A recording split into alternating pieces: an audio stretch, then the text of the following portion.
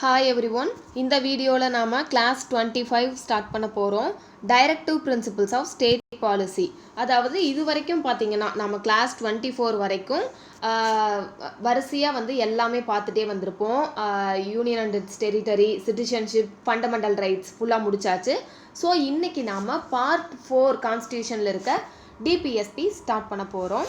இது வந்து class 25. So DPSP வந்துட்டு நம்ம கான்ஸ்டியூஷனில் ரொம்ப இம்பார்ட்டண்ட்டானது.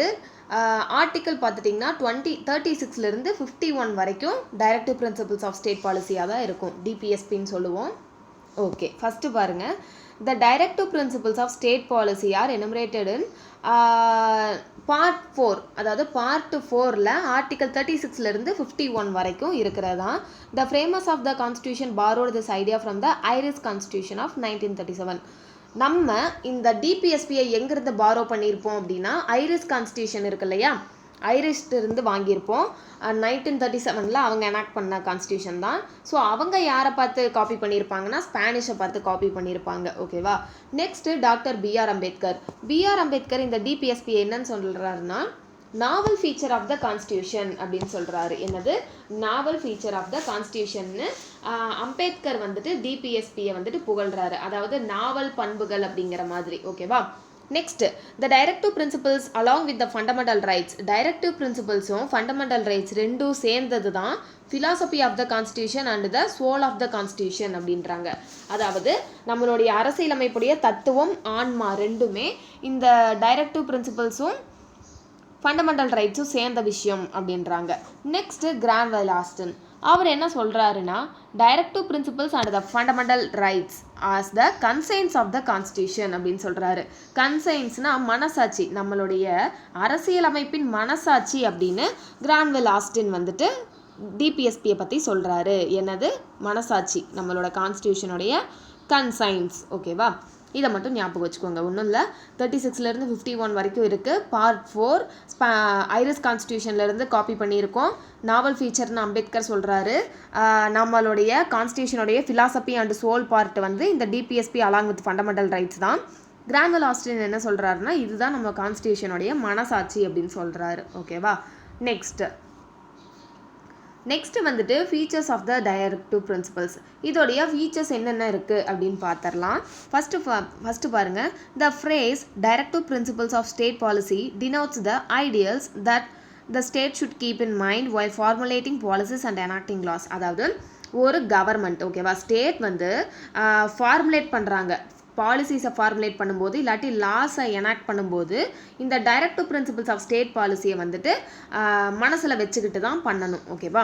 These are the constitutional instructions or recommendations to the state in legislative, executive and administrative matters.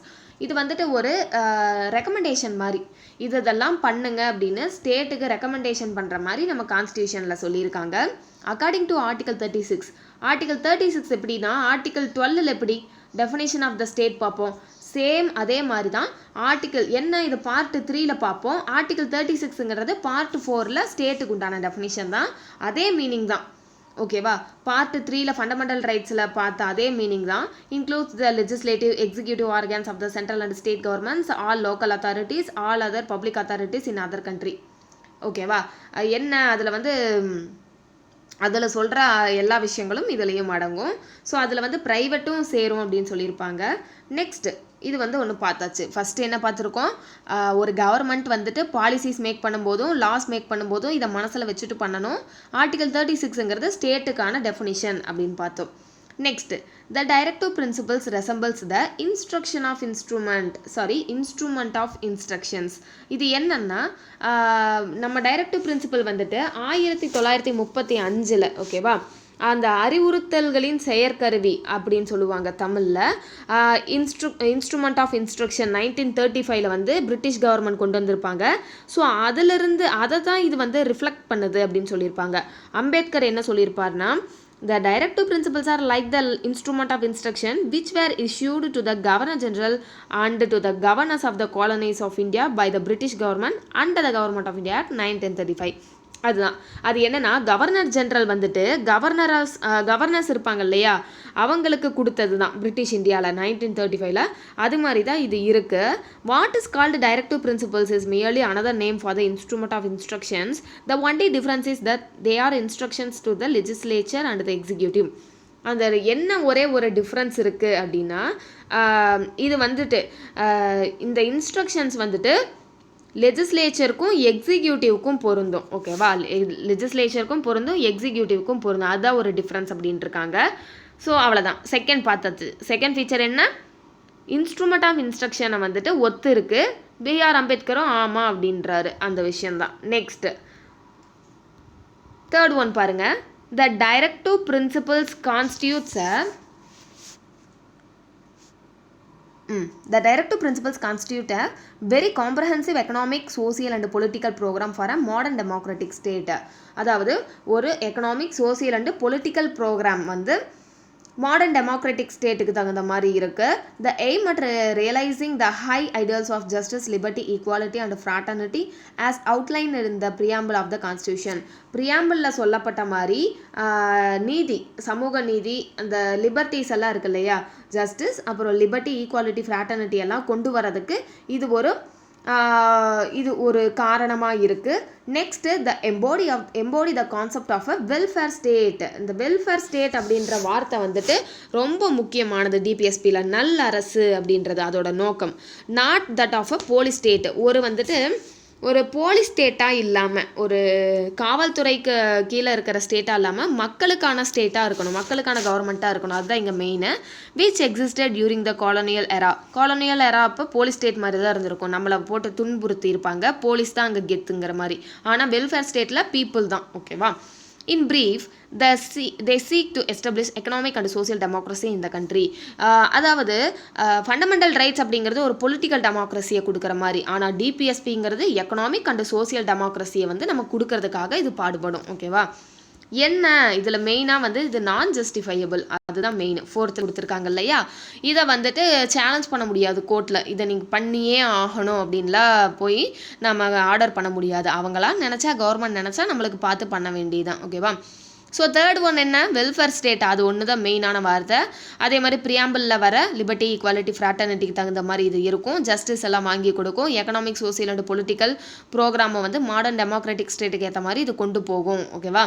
மொத்தத்தில் ஒரு welfare state, economical and social டெமோக்ரஸியை நமக்கு கொடுக்கும். ஸோ ஃபோர்த்து பாயிண்ட் பாருங்கள். The directive principles are non justiciable in nature. அதாவது non justiciable, இதை வந்துட்டு நம்ம என்ஃபோர்ஸ் பண்ண முடியாது. They are not legally enforceable by the courts for their violate ஆச்சுன்னா நம்ம போய் கேட்க முடியாது. Therefore the government can't be compelled to implement them. அதாவது கவர்மெண்ட்டை போய் நம்ம கம்பல் பண்ணி இம்ப்ளிமெண்ட் பண்ணுங்கன்னு சொல்ல முடியாது. State government, central government, local government எதுக்கிட்டையும் நம்ம போய் கேட்க முடியாது. Nevertheless, the constitution itself says that these principles are fundamental in the governance of the country and it shall be the duty of the state to apply these principles in making law. என்னன்னா article 37 படி, article 37 என்ன சொல்லியிருக்குன்னா, ஒரு government இது வந்துட்டு fundamental in the governance of the country அப்படின்னு ஒரு point சொல்லியிருப்பாங்க. Governance of the country, நம்மளுடைய நாட்டோடைய ஆளுமைக்கு இது வந்து ஒரு கைட்லைன்ஸ் மாதிரி கொடுக்கும் அப்படின்னு. ஓகேவா. இதுதான் வந்து ஒரு பேசிக்கே. இதன் அடிப்படையில் தான் நம்ம கவர்மெண்ட் வந்து செயல்படணும் அப்படின்ற மாதிரி. ஓகேவா. ஸோ அப்படி தான் சொல்லும். அரசாங்க நிர்வாகத்தின் அடிப்படை மற்றும் நடைமுறைப்படுத்திட அரசுடைய கடமை. இதன்படி பார்த்திங்கன்னா நம்ம கவர்மெண்ட்டுக்கு வந்து இது ஒரு கடமை. இதெல்லாம் வந்து கொடுக்கணும், மக்களுக்கு கொடுக்கணும் அப்படின்றது. ஸோ ஃபஸ்ட்டு சொல்லிட்டாங்களா, fundamental in the governance of the country and it shall be the duty of the state. அது வந்துட்டு கவர்மெண்ட்டோட கடமை to apply these principles in making laws. Article 37 சொல்லியிருக்காங்க. ஓகேவா. அவ்வளோதான். ஃபோர்த் பாயிண்ட் என்ன, இது வந்து நான் ஜஸ்டிசபிள், நாட் லீகலி என்ஃபோர்ஸபிள், லீகலாக என்ஃபோர்ஸ் பண்ண முடியாது. ப்ளஸ் ஆர்டிகல் 37 சொல்லியிருக்க மாதிரி ஒரு கவர்மெண்ட்டோடைய ஃபண்டமெண்டல் கவர்னன்ஸ் பண்ணுறாங்க இல்லையா, ஆளுமை, அதோடைய ஃபண்டமெண்டல் இது தான். ப்ளஸ் கவர்மெண்ட்டுக்கு வந்து இது ஒரு கடமை, இதை எல்லாத்தையும் அப்ளை பண்ணணும் அப்படின்றது. Next the directive principles not justiciable in nature. அதாவது இது வந்து ஒரு not justiciable in nature help the courts in examining and determining the constitutional validity of law. இருந்தாலும் கோர்ட் நினச்சா வேலிடிட்டி ஆஃப் லாவை வந்துட்டு எக்ஸாமைன் பண்ணலாம், இந்த லா வந்து வேலிடாக இருக்கா இல்லையான்னு. The supreme court has ruled many a times that in determining the constitutional அதாவது constitutionality of any law, if a court finds that a law in question seeks to give effect to a directive principle, it may consider such a law to reasonable in relation to article 14 or article 19 and save such a law from unconstitutionality. அதாவது supreme court நினச்சதுன்னா article 19 article 14 இந்த ரெண்டும் fundamental right இருக்கு இல்லையா, இது வந்து violate ஆகுது, டிபிஎஸ்பியை enforce பண்ணுறதுனால இந்த ரெண்டு ஃபண்டமெண்டல் ரைட்ஸு வயலேட் ஆகுதுன்னா அது அன்கான்ஸ்டியூஷனலிட்டின்னு சொல்கிறதுலேருந்து காப்பாற்றும் சுப்ரீம் கோர்ட். ஓகேவா, இது பின்னாடி நிறையா நடக்கும். Kesavananda Bharati case, Minerva Mills case, Golaknath case எல்லாமே வரும். அதெல்லாம் நம்ம இப்போ பார்ப்போம். டிபிஎஸ்பியிலையே என்னென்னா ஒன்றும் கிடையாது. இப்போது ஆர்டிக்கல் 39ல் சி எடுத்துக்கோங்க, பி சி ரெண்டுமே. அது ரெண்டு என்னென்னா ஒரு இன்இக்வாலிட்டிஸை வந்துட்டு மினிமைஸ் பண்ணணும் அப்படின்றது தான். இன்இக்வாலிட்டிஸை மினிமைஸ் பண்ணணும் அப்படின்றது. இன்இக்வாலிட்டியை மினிமைஸ் பண்ணணும்னா என்ன பண்ணணும், ரொம்ப சமூகத்தில் ரொம்ப தாழ்த்தப்பட்ட நிலையில் இருக்கிற மக்களுக்கு நம்ம கொஞ்சம் கொடுக்கணும், ஏதாவது ஒன்று கொடுக்கணும். அப்போ தான் அவங்களும் கொஞ்சம் உயர்ந்தாங்கன்னா எல்லாரும் ஈக்குவல் ஆகிடுவாங்க இல்லையா. ஸோ இதுக்கு போயிட்டு இன்னொருத்தர் வந்து ஆல்ரெடி அவர் வளர்ந்துருப்பார், ஆனால் அவர் நினைப்பார் என்ன அவங்களுக்கு மட்டும் கொடுக்குறீங்க எங்களுக்கு ஏன் கொடுக்கலன்னு. அவர் வந்து இது வந்து வயலேட் ஆகுது, ஃபண்டமெண்டல் ரைட்டாக இருந்தால் எனக்கு ரைட் டு ஈக்குவாலிட்டியே இந்த இடத்துல வயலேட் ஆகுதுன்னு அவர் பேசலாம் இல்லையா.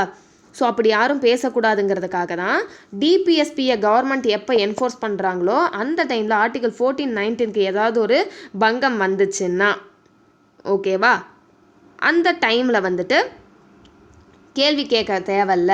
அதே மாதிரி அந்த கான்ஸ்டியூஷன் வந்துட்டு அன்கான்ஸ்டியூஷனாலிட்டி அது வந்து ஒரு வாய்டு இன்வேலிட் அப்படின்லாம் சொல்ல தேவையில்லை அப்படின்னு சொல்லி சொல்கிறாங்க. ஓகேவா, என்னதான் நான் ஜஸ்டிஸபிளாக இருந்தாலும் அந்த எக்ஸாமைன் பண்ணுறாங்க இல்லையா வேலிடிட்டி ஆஃப் லாவை, அப்படி பண்ணும்போது ஃபண்டமெண்டல் ரைட்ஸ் இது வயலேட் பண்ணியிருந்தாலும் இட்ஸ் ஓகே அட்ஜஸ்ட் பண்ணிக்கிறோம், ஏன்னா இது வந்து சமூக நலன் கருதி தானே நீங்கள் பண்ணுறீங்க அப்படின்ற மாதிரி சொல்கிறாங்க. Next classification of directive principles பார்க்கலாம். என்னென்ன கிளாசிஃபிகேஷன் நம்மளுடைய டிபிஎஸ்பி இப்போ பார்த்தோம் இல்லையா, ஆர்டிக்கிள் 32லேருந்து ஆர்டிக்கிள் 36லேருந்து ஆர்டிக்கிள் 51 வரைக்கும். ஓகேவா, டிபிஎஸ்பிங்கிறது பார்ட் 4 ஆர்டிக்கிள் 36லேருந்து 51 வரைக்கும் இருக்குது.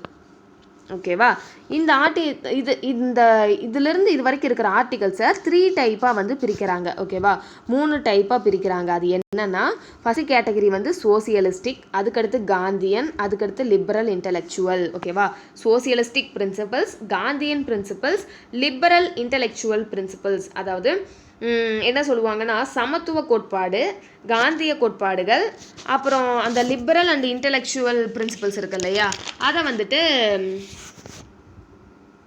அந்த தாராளமய மற்றும் அறிவுசார் கோட்பாடுகள் அப்படின்னு சொல்லுவாங்க. ஓகேவா, லிபரல் இன்டெலெக்சுவல் பிரின்சிபல்ஸ். ஸோ இந்த 3க்கு கீழே தான் இந்த 36லேருந்து 51க்கு உள்ள வர ஆர்டிகல்ஸ் எல்லாம் கரெக்டாக அலைன் பண்ணியிருக்க மாட்டாங்க. ஆனால் அதோட இதை பிரித்து பார்த்தோம்னா கண்டிப்பாக இதில் ஒன்று அடங்கும், இதில் ஒன்று இருக்கும், இதில் ஒன்று இருக்கும், அப்படியே மாற்றி மாற்றி. ஓகேவா, இப்போ இதில் ஒரு 5, இதில் ஒரு 6, இதில் ஒரு 8 அப்படின்ற மாதிரி. ஓகேவா, அது ஆர்டராக இருக்காது, மாறி தான் இருக்கும். ஸோ அதை வந்து நம்ம ஃபஸ்ட்டு சோசியலிஸ்டிக் பிரின்சிபல்ஸ்குள்ளே என்னென்ன ஆர்டிகல்ஸ் வருதுன்னு நம்ம பார்த்துடலாம். ஓகேவா, இந்த டிபிஎஸ்பி முடியும் போது நம்ம லைனாக பார்ப்போம் 36 என்ன, 37 என்ன, 38, 39, 40, 41. ஆனால் இந்த இடத்துல நம்ம socialistic principle, Gandhian, liberal intellectual அந்த ஆர்டரில் போவோம். ஓகேவா, ஸோ இந்த இடத்துல ஆர்டிகல்ஸ் வந்து ஆர்டர் மாறி தான் இருக்கும். ஃபஸ்ட்டு பாருங்கள், ஃபஸ்ட்டு என்னென்னா சோசியலிஸ்டிக் பிரின்சிபல்ஸ், சமதர்ம கோட்பாடுகள். ஓகேவா, இதோட எய்ம் பாருங்கள், these principles reflect ideology of socialism அப்படிங்கிற ஒரு ஐடியாலஜியை கொண்டு வருது. They lay down the framework of a democratic socialistic state. Nehru அடிக்கடி சொல்கிறது டெமோக்ராட்டிக் சோசியலிஸ்டிக் ஸ்டேட்டை வந்து லே டவுன் பண்ணுறதுக்காக aim at providing social and economic justice, அதாவது ஒரு சமூக மற்றும் பொருளாதார நீதி. ஓகேவா, அதை கொடுக்கறதுக்காகவும் and set the paths towards welfare state, ஒரு நல்ல அரசை உருவாக்குறதுக்காகவும் இதை வந்து சோசியலிஸ்டிக் பிரின்சிபல்ஸ் வந்து கொண்டு வராங்க. ஃபஸ்ட்டு பாருங்கள் அந்த சமதர்ம கோட்பாடுகள் அப்படின்றதுல ஃபஸ்ட்டு என்னென்னா இதில் மெயினாக என்ன சொல்லியிருப்பாங்கன்னா அந்த ஈக்குவாலிட்டி பற்றி தான் சொல்லியிருப்பாங்க. ஓகேவா? First to promote the welfare of the people by securing a social order permeated by social justice, economic, political, and to minimize inequalities in income, status, facilities and opportunities. அதாவது இன்இக்வாலிட்டிஸ் ஏதாவது ஒரு இடத்துல இருக்குன்னா அதையெல்லாம் மினிமைஸ் பண்ணணும். அதே மாதிரி ஜஸ்டிஸை வந்துட்டு நம்ம ப்ரொமோட் பண்ணணும். சோசியல், பொலிட்டிக்கல், எக்கனாமிக் ஜஸ்டிஸை கொண்டு வரணும். இன்இக்வாலிட்டிஸ் வந்து ஸ்டேட்டஸ் வைஸாகவும் சரி, இன்கம், ஃபெசிலிட்டிஸ், ஆப்பர்ச்சுனிட்டிஸ் வைஸாக இருக்க அந்த இன்இக்வாலிட்டிஸை மினிமைஸ் பண்ணணும்னு சொல்கிறது தான் ஆர்டிகல் 38. ரிசர்வேஷன் எல்லாம் பார்த்திங்கன்னா இதன்படி தான் கொண்டு வந்திருப்பாங்க. ஓகேவா? ஆர்டிகல் 38 அப்படிங்கிறது இன்இக்வாலிட்டிஸ்க்கு எதிராக. ஓகேவா? நெக்ஸ்ட்டு செகண்ட் பாருங்கள், to secure a right to adequate means of livelihood for all citizens. அதாவது ஒரு வாழ்வாதாரம் ஒரு மனிதனுக்கு சொல்லுவாங்க இல்லையா, என்ன சொல்லுவாங்க, ஃபுட் ஷெல்டர், அதாவது உணவு, உடை, உறைவிடம் அப்படிம்பாங்க. அதாவது ஃபஸ்ட்டு சாப்பாடு வேணும், அதுக்கு அடுத்தது போட்டுக்க ட்ரெஸ் வேணும், அதுக்கடுத்து தங்க ஒரு வீடு வேணும். அந்த மாதிரி ஒரு அடிக்குவேட் லிவ்லிஹுட் வந்துட்டு எல்லா சிட்டிசனுக்கும் வந்துட்டு இருக்கிற மாதிரி பார்த்துக்கணும். ஓகேவா? Right to adequate means of livelihood for all citizens. Next equitable distribution of material resources of the community for the common good. அதாவது டிஸ்ட்ரிபியூஷன் ஆஃப் மெட்டீரியல் ரிசோர்ஸஸ். ஒருத்தருக்கு இங்கே தண்ணி கிடைக்குது, ஒருத்தருக்கு வந்து இந்த இடத்துல வந்து ரேஷனில் எல்லா பொருளும் கிடைக்குதுன்னா அதே தான் வந்துட்டு மற்றவங்களுக்கும் கிடைக்கணும். எல்லாத்துக்கும் ஈக்குவலாக distribution of material resources of the community for the common good. அந்த காமன் குட்ஸ் வந்துட்டு எல்லாத்துக்கும் ஈக்குவலாக கிடைக்கணும். ஓகேவா? Next prevention of concentration of wealth and means of the means of production. என்னென்னா prevention of concentration of wealth. ஒரு இடத்துல வந்து வெல்த் குவியக்கூடாது. இப்போ சொத்து வந்துட்டு ஒரு இடத்துலையே குவியக்கூடாது. மீன்ஸ் ஆஃப் ப்ரொடக்ஷன் எல்லாமே ஒரு இடத்துல குவிதலை வந்துட்டு தடுக்கிறது, ப்ரிவென்ட் பண்ணுறது. Prevention of concentration of wealth தான் சி. ஒரு இடத்துல வந்து இப்போ சொத்து குவியறதை வந்து தடுக்கிறது. Next equal pay for equal work. அதாவது ஆணாக இருந்தாலும் சரி, பெண்ணாக இருந்தாலும் சரி, equal pay for equal work தான்.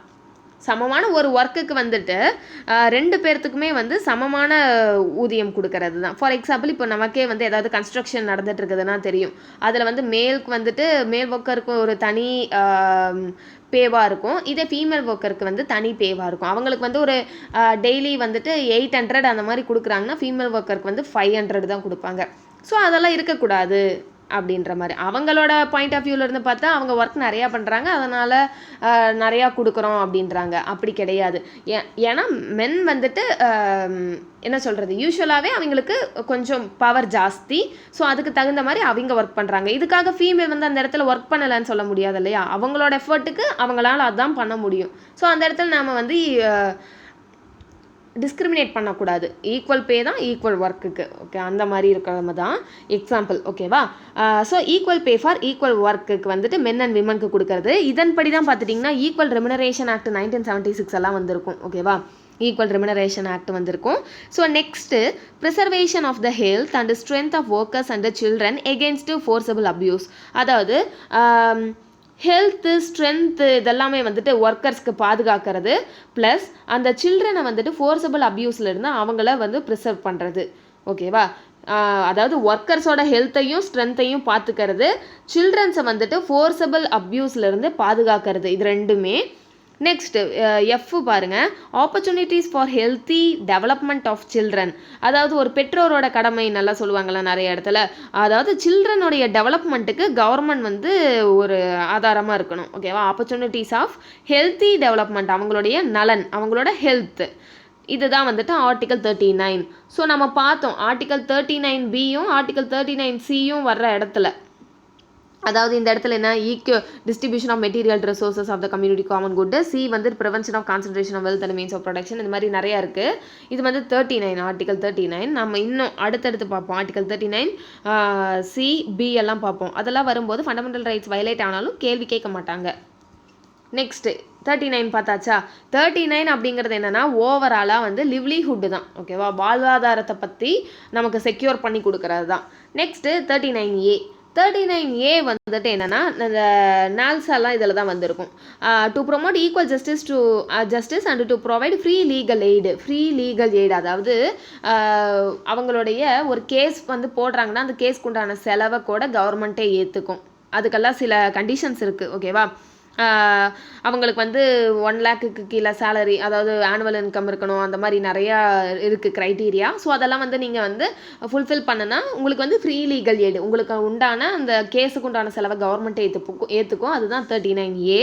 Next, to secure the right to work, right to education and right to public assistance in the case of unemployment, old age, sickness and disablement. அதாவது உங்களுக்கு வேலை இல்லாத டைமில் கவர்மெண்ட் உங்களுக்கு மாதம் மாதம் பணம் கொடுக்கணும்.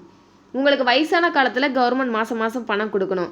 சிக்னஸ், ஏதாவது டிபி அந்த மாதிரி ஒரு உயிர்கொல்லி நோய் எல்லாம் இருக்கு இல்லையா, அந்த மாதிரி நீங்கள் அஃபெக்ட் ஆகும்போது கவர்மெண்ட் உங்களுக்கு அசிஸ்ட் பண்ணணும், மாதம் மாதம் பணம்.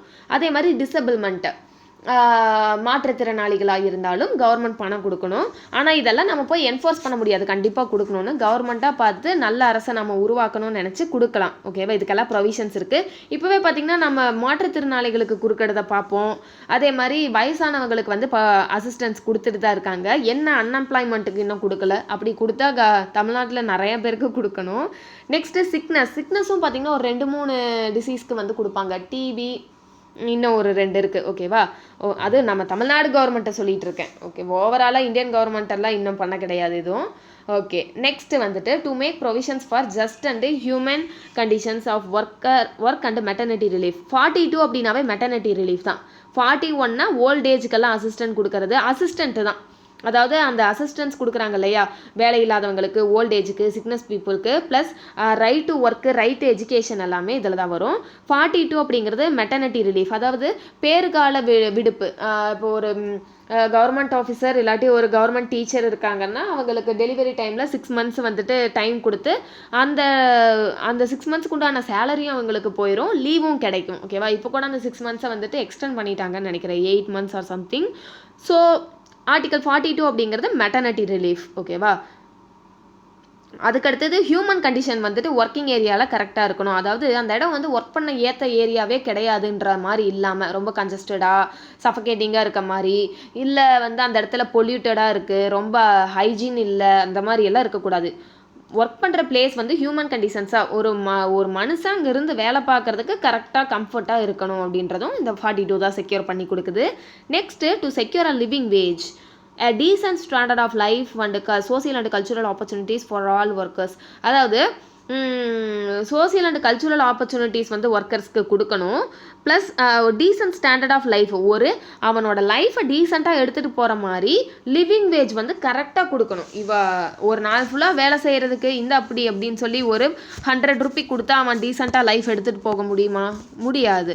ஸோ அந்த லிவிங் வேஜ் வந்து கரெக்டாக வந்துட்டு கொடுக்கணும் அப்படின்றதான். நெக்ஸ்ட்டு 7th பாருங்கள், இது வந்து ஆர்டிகல் 43. ஓகேவா, ஆர்டிகல் 43ங்கிறது லிவிங் வேஜ் வந்து கரெக்டாக கொடுக்கறது. ப்ளஸ் இதே 43 வந்துட்டு உங்களுக்கு காந்தியன் பிரின்சிபல்லேயும் ஒன்று வரும், அது வந்து காட்டேஜ் இண்டஸ்ட்ரி, குடிசை தொழிலை வந்து அவங்களோட முன்னேற்றத்திற்காக வரும். ஓகேவா, சரி 7th பாருங்கள், 43ல் A, இது என்னென்னா to take steps to secure participation of workers in the management of industries. அதாவது பார்ட்டிசிபேஷன் ஆஃப் ஒர்க்கர்ஸ், அதாவது என்ன யூனியன் வச்சுருப்பாங்க இல்லையா, ஒர்க்கர்ஸ் யூனியன் அப்படின்லாம் பெரிய பெரிய இண்டஸ்ட்ரீஸில் வச்சுருப்பாங்க. இந்த வேலைக்காரன் மூவிலெல்லாம் இருக்கும் அந்த ஒர்க்கர்ஸ் யூனியன் அப்படின்றதெல்லாம் இருக்கும். பழைய படத்தில் ஏதோ ஒன்று இருக்கும், ரஜினி படம் ஒன்று இருக்கும். ஸோ அந்த இடத்துல என்னென்னா அந்த மேனேஜ்மெண்ட் செல்லில் ஒர்க்கரும் வந்துட்டு அதில் ஒருத்தர் யூனியனோட ஹெட்டுன்னு சொல்லுவாங்க இல்லையா, அவர் வந்துட்டு மேனேஜ்மெண்ட் செல்லில் உட்காந்துருப்பார். கம்பெனி ஏதாவது ஒரு முடிவு எடுக்கிறாங்கன்னா அங்கே கான்ஃபரன்ஸ் மாதிரி வச்சு நடத்துகிறாங்கன்னா அதில் அவரும் உட்காந்துருப்பார். அந்த ப்ரொவிஷனை செக்யூர் பண்ணது இந்த ஆர்டிகல் 43A தான். ஓகேவா, அதாவது participation of workers in the management of இண்டஸ்ட்ரீஸோட மேனேஜ்மெண்ட்டில் ஒர்க்கர்ஸ்க்கும் ஒரு பங்கு இருக்குது அப்படின்றத சொன்னது. அடுத்தது 47 என்னென்னா to raise the level of nutrition and the standard of living of people and to improve public health. அதாவது 47 அப்படிங்கிறது பப்ளிக் ஹெல்த், அதுதான் மெயின். ஓகேவா, பொது சுகாதாரம் அப்படின்னு சொல்கிறோம் இல்லையா, அதாவது பீப்புளுக்கு நியூட்ரிஷன் லெவலை, ஸ்டாண்டர்ட் ஆஃப் லிவிங் எல்லாம் இம்ப்ரூவ் பண்ணி பப்ளிக் ஹெல்த் இம்ப்ரூவ் பண்ணி கொடுக்குறது தான் 47. ஸோ இது எல்லாமே உங்களுக்கு பார்த்திங்கன்னா சோசியலிஸ்டிக் பிரின்சிபலில் வந்துடுது. நெக்ஸ்ட்டு நம்ம காந்தியன் பிரின்சிபல் பார்க்கலாம். காந்தி என்ன நினைப்பார்னா இந்த மாடர்ன், அதாவது என்ன சொல்கிறது, இப்போ நம்ம சொல்லிகிட்டு இருக்கிறோம் இல்லையா ஸ்மார்ட் சிட்டின்னு சொல்கிறோம், மாடர்னைஸ்டாக மாறிட்டே போயிட்டுருக்கோம் இல்லையா. காந்தி அதெல்லாம் விரும்ப மாட்டார். நீ குடிசை தொழில் பண்ணு, உனக்கு தேவையானதை நீயே பண்ணிக்க, அதாவது புவரை வந்து காப்பாற்றுங்க. இந்த மாதிரி அவர் ரொம்ப வந்துட்டு சிம்பிளாக சொல்லி முடிச்சிருவார். பெரிய பெரிய நீ மாடர்னைஸ்லாம் பண்ண வேண்டாம், ஒரு இண்டஸ்ட்ரி தேவையில்ல, நீ பாலியஸ்டரு அந்த மாதிரி நைலானில் இல்லை பிளண்டட் யானில் நீலாம் ஒன்றும் அப்படி துணி போட்டு இது பண்ண வேண்டாம், நீ வந்து ஒரு காட்டன் துணியாக நீயே கைத்தறியில் வச்சு நெசவு பண்ணி போட்டுக்க அப்படிம்பாரு. இந்த பவர்லூம் நாம் பார்க்குற பவர்லூம்ஸ், வாட்டர் ஜெட் பார்க்குறோம், ஏர் ஜெட் பார்க்குறோம், பெரிய பெரிய லூம்ஸ் வச்சு பெரிய பெரிய ப்ராசஸிங் பண்ணி டை பண்ணி கலர் கலராக போட்டுட்டு ரிவர்ஸ் எல்லாம் பொல்யூட் பண்ணிவிட்டு நிறையா பண்ணுறோம் இல்லையா. ஸோ அந்த மாதிரி எதுவும் வேண்டாம், நீ ஒரு வெள்ளை துணி போட்டுக்க அது போதும், ட்ரெஸ்ஸுன்னு போட்டால் பத்தாதா அப்படிம்பாரு. லூம்ஸு பெரிய மாடர்னைஸ்லாம் பண்ண வேண்டாம், நீ கைத்தறி வச்சு நீயாவே வந்துட்டு நெசவு பண்ணிக்க அப்படிம்பாரு. குடிசை தொழிலை இம்ப்ரூவ் பண்ணுங்க, காட்டேஜ் இண்டஸ்ட்ரீஸை அப்படிம்பாரு. எஸ்சிஎஸ்டியை வந்து பாதுகாப்பாக பண்ணுங்க, அதுக்கப்புறம் இந்த அனிமல்ஸ் எல்லாம் கொல்லாதீங்க, வெட்டி வெட்டி திங்காதீங்க அப்படிம்பாரு. ஓகேவா, அந்த மாதிரி அவர் சொல்லுவார். அதுக்கப்புறம் குடிக்காதீங்க அப்படிம்பாரு. அதே மாதிரி கவர்மெண்ட் ஒரு பவர் வந்துட்டு சாமானியன் கையில் இருக்கணும்னு அவர் நினைப்பார். டிஸ்ட்ரிபியூஷன் ஆஃப் பவர்ஸாக இருக்கணும்னு நினைப்பார். சென்ட்ரல் கவர்மெண்ட் கிட்ட தான் சென்ட்ரல் கவர்மெண்ட் தான் கெத்து அப்படிங்கிற மாதிரி இல்லாமல் பவரை டிஸ்ட்ரிபியூட் பண்ணி கொடு. பஞ்சாயத்து ராஜ் இருக்காங்க இல்லையா, பஞ்சாயத்து ராஜ்னு ஒன்று கொண்டு வா, அவங்களே அவங்கள வந்து ஆட்சி செஞ்சுக்கிட்டோம், கவர்னன்ஸ் பண்ணிக்கிட்டோம், நீ எதுவும் பண்ணாத, அவங்களே வந்து எல்லாம் சாப்பாடு செஞ்சுக்கிட்டோம், அவங்களா விளைவிச்சு அவங்களா டிஸ்ட்ரிபியூட் பண்ணி அவங்களா சாப்பிட்டுக்கிட்டு சும்மா அவங்களுக்குள்ளே சிம்பிளாக வாழ்ந்தாங்கன்னா போதும், சந்தோஷமாக இருந்தாங்கன்னா போதும், அந்த மாதிரி. ஓகேவா, இதுதான் காந்தியன் பிரின்சிபல்ஸ். ஸோ ஃபஸ்ட்டு பாருங்கள், காந்தியன் பிரின்சிபல்ஸ் வந்துட்டு based on Gandhian ideology. They represent the programme of reconstruction initiated by Gandhi during the national movement டைமில் அவர் சொன்ன விஷயம் தான் இதெல்லாம். In order to fulfil the dreams of Gandhi, some of his idea were included as directive principles, they require the state. அதாவது பல விஷயங்களை வந்து நம்ம இன்க்ளூட் பண்ணியிருக்கோம் டைரக்டிவ் பிரின்சிபல்ஸில் காந்தியுடைய கனவை நிறைவேற்றுறதுக்காக அப்படின்றாங்க. உங்களுக்கு அம்பேத்கர்லாம் பார்த்திங்கன்னா இதுக்கு ரொம்ப எகெயின்ஸ்டாக இருப்பார். காந்திக்கும் அம்பேத்கருக்கும் ஒரு கோல்டு வார் மாதிரி எப்பவுமே போய்கிட்டே இருக்கும். ஓகேவா, அம்பேத்கருக்கும் என்னென்னா காந்தி சொல்லுவார் வில்லேஜ் கையில் வந்து அட்மினிஸ்ட்ரேஷனை கொடு அப்படிம்பாரு. அம்பேத்கர் வந்து நோ நோ நோ நோ, அது வந்து சென்ட்ரல் கவர்மெண்ட் தான் இங்கே கெத்து, அவங்க கிட்ட தான் இருக்கணும், இந்த வில்லேஜ்லலாம் எல்லாம் படிக்காதவங்க சும்மா ஜாதின்னு பிடிச்சிட்டு உசரம் வாங்குவாங்க அந்த மாதிரி. ஓகேவா, ஏன்னா அவர்லாம் வந்துட்டு அதை பார்த்தவர், வில்லேஜில் அதை பார்த்தவர், வில்லேஜில் என்ன மாதிரி நடக்கும், டிஸ்கிரிமினேட் பண்ணுறது, கேஸ்ட் வைஸ் டிஸ்கிரிமினேஷன் வந்து அங்கே அதிகமாக இருக்கும், அதனால் வில்லேஜ் கையில் அட்மினிஸ்ட்ரேஷன் கொடுத்தீங்கன்னா எஸ்சி எஸ்டி பீப்புள் வந்துட்டு இன்னும் ஒடுக்கப்படுவாங்க அப்படின்னு நினச்சிட்டு நோ நோ நோ அப்படிம்பாரு. காந்தி வந்துட்டு இல்லை வில்லேஜ் தான் வந்துட்டு அவங்களே ஆண்டுக்கணும்ப்பா அப்படிம்பாரு. ஸோ நிறையா கிளாஷ் நடக்கும், அதெல்லாம் தாண்டி தான் நம்ம கான்ஸ்டியூஷன் வந்திருக்கு. ஓகேவா, ஃபஸ்ட்டு பாருங்கள் Gandhian பிரின்சிபலில் to organize village panchayats and endow them with necessary powers and authority to enable them to function as units of self government, அவங்களே சுயாட்சி பண்ணிக்கிற மாதிரி கொண்டு வரது, வில்லேஜ் பஞ்சாயத்தை கொண்டு வரது, அதுதான் ஆர்டிக்கல் 40. ஆர்டிக்கல் 40நாவே வில்லேஜ் பஞ்சாயத்து ஞாபகம் வந்துடணும். 43 அப்படின்றது என்னென்னா காட்டேஜ் இண்டஸ்ட்ரியை ப்ரொமோட் பண்ணணும், குடிசை தொழிலை வந்து நீங்கள் ப்ரொமோட் பண்ணுங்கள் ரூரல் ஏரியாஸில். ப்ளஸ் கோஆப்ரேஷன், அதாவது கோஆப்ரேட்டிவ் சொசைட்டி சொல்கிறாங்க இல்லையா, கூட்டுறவு சங்கங்கள், அதையும் இந்த 43க்கு கீழே கொண்டு வாங்கன்னு சொல்லுவாங்க. நெக்ஸ்ட்டு 43B என்னன்னா to promote voluntary formation, autonomous functioning, democratic control and professional management of cooperative சொசைட்டிஸ்க்காகவே தனியாக கொண்டு வந்தது என்னன்னா ஆர்டிகல் 43B. ஓகேவா, article 43B 97th amendment act 2011 வந்து கொண்டு வந்திருப்பாங்க. ஓகேவா, 97th அமெண்ட்மெண்ட் ஆக்ட் 2011 கொண்டு வந்திருப்பாங்க. Next to promote the educational and economic interest of SC/STs and other weaker sections of the society and to protect them from social injustice and exploitation. அதாவது SC/ST பீப்புளை வந்துட்டு ரொம்ப அவங்கள எக்ஸ்ப்ளாய்ட் பண்ணுறாங்க இல்லையா, அதிலிருந்து அவங்கள தடுக்கிறதுக்காகவும் அவங்கள வந்துட்டு அவங்களோட சோசியல் இன்ஜஸ்டிஸை வந்துட்டு பாதுகாக்கிறதுக்காக, அவங்கள வந்து ஒரு சமூக நீதி இருக்காது, அவங்கள வந்து தாழ்த்தப்பட்டு ரொம்ப நடத்துவாங்க இல்லையா. ஸோ அந்த சமூக நீதியை வந்து நிலைநாட்டணும், அவங்கள அந்த சமூக அநீதியிலிருந்து அவங்கள பாதுகாக்கணும் அப்படின்னு சொல்கிறது தான் SC/STக்கான ஆர்டிக்கல் தான் ஆர்டிக்கல் 46. அதே மாதிரி அவங்களுக்கு படிப்பு, எக்கனாமிக் இன்ட்ரெஸ்ட் எல்லாம் கொடுக்கணும், கல்வி ரீதியாகவும் சரி பொருளாதார ரீதியாகவும் அவங்கள ஹெல்ப் பண்ணி முன்னேற்றணும் அப்படின்றது தான் ஆர்டிக்கல் 46. 47 என்னன்னா intoxicating drinks and drugs which are injurious to health, அதாவது மது ஒழிப்பு. ஓகேவா, அந்த மதுவெல்லாம் வந்துட்டு நீங்கள் ப்ரொஹிபிட் பண்ணுங்க. ஓகேவா, அதாவது இன்டாக்சிகேட்டிங் ட்ரிங்க்ஸ் எதுவும் யூஸ் பண்ணக்கூடாது, ட்ரக்ஸ் எதுவுமே இன்ஜூரியஸ் டு ஹெல்த்தாக இருக்கிற எதையும் எந்த ப்ராடக்ட்ஸையும் யூஸ் பண்ண வேணாம்னு சொல்கிறது ஆர்டிகல் 47.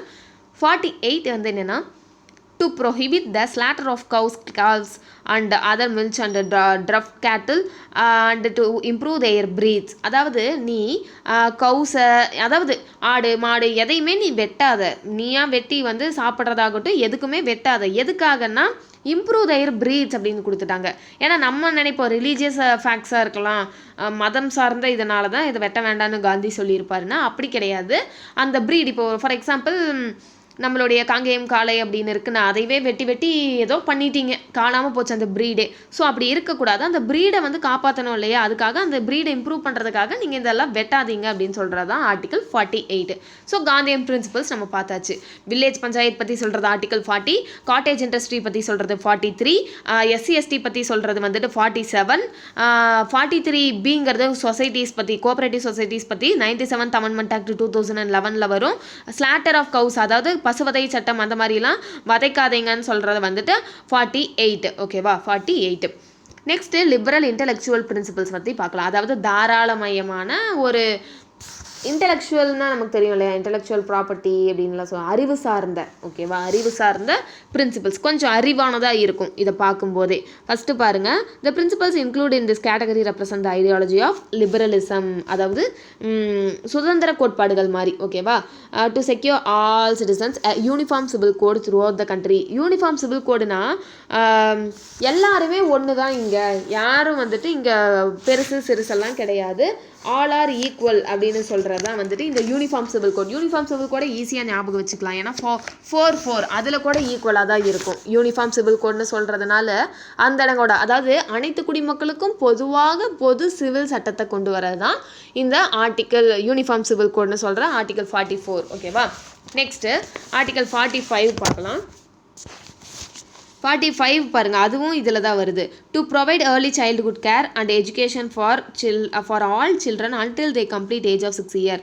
அதாவது அவங்க வந்து ஒரு 6 வயசு எட்டுற வரைக்கும் அவங்களுக்கு கம்ப்ளீட்டாக வந்துட்டு அந்த குழந்தை பருவ பராமரிப்புன்னு சொல்லுவோம் இல்லையா, ஏர்லி சைல்டுஹுட் கேர், அதையும் பார்த்துக்கணும். ப்ளஸ் 6 வயசு வரைக்கும் அந்த குழந்தை எட்டுற வரைக்கும் ஆரம்ப பள்ளி இருக்கு இல்லையா, அதை வந்துட்டு கொடுக்கணும். எஜுகேஷன் வந்துட்டு 6 years அட்டைன் பண்ணுற வரைக்கும் நம்ம கொடுக்கணும்னு சொல்கிறது ஆர்டிகல் 45. ஓகேவா, ஆர்டிகல் 45. இந்த ஆர்டிகல் 45 பார்த்துட்டிங்கன்னா உங்களுக்கு 86th அமெண்ட்மெண்ட் ஆக்ட் 2002 தான் வந்துட்டு ஆட் பண்ணியிருப்போம்.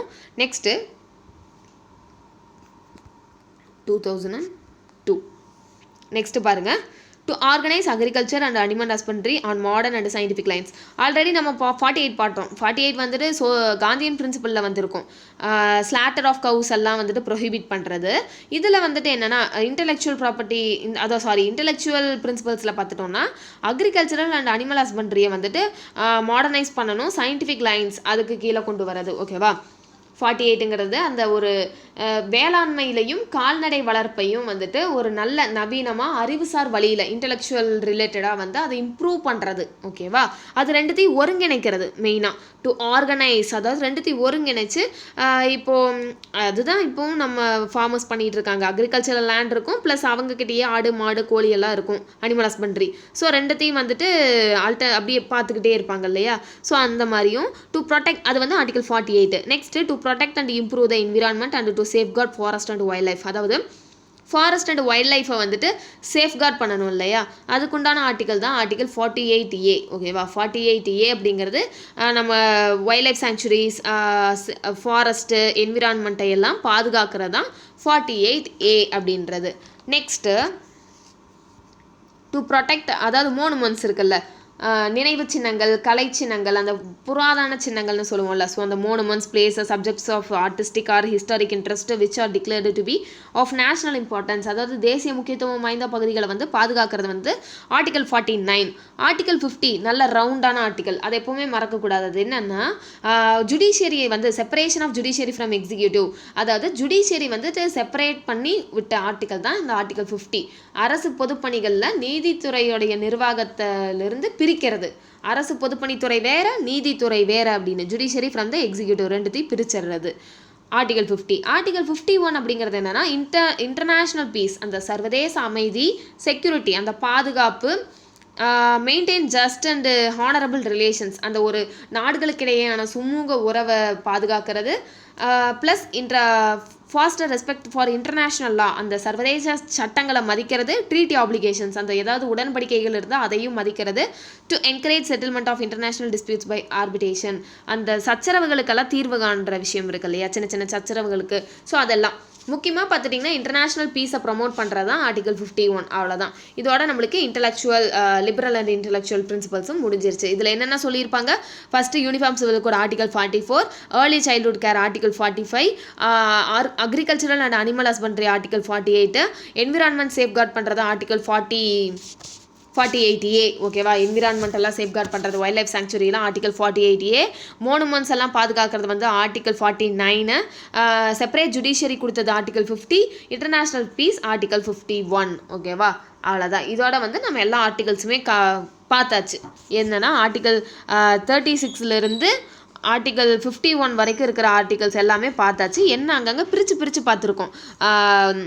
ஃபஸ்ட்டு வந்துட்டு சோசியலிஸ்டிக் பிரின்சிபல்ஸ், அதுக்கடுத்து லிபரல் இன்டெலெக்சுவல் பிரின்சிபல்ஸ், அதுக்கடுத்து காந்தியன் பிரின்சிபல்ஸ், அதுக்கடுத்து லிபரல் இன்டெலெக்சுவல் பிரின்சிபல்ஸ்னு மாற்றி ஆனால் எல்லா ஆர்டிகல்ஸும் பார்த்தாச்சு.